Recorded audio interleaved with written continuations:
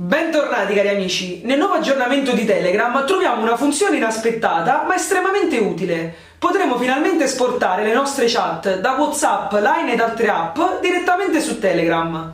Allora siete pronti per scoprire come fare? E allora sigla!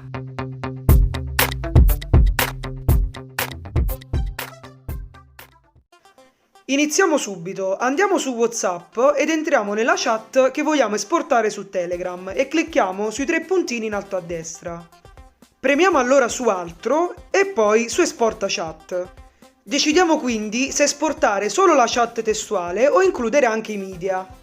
Successivamente premiamo su Telegram e scegliamo la chat in cui esportare il tutto. Aspettiamo che l'operazione venga completata ed ecco che la nostra chat ed eventualmente i nostri media saranno esportati correttamente. Inoltre noteremo sotto tutti i messaggi copiati la dicitura importato. Ed anche per oggi è tutto. Come sempre voglio ringraziarvi per aver visto il mio video, spero di essermi meritato un like e iscrivetevi al canale se ancora non l'avete fatto. Io vi aspetto nel prossimo tutorial. Ciao!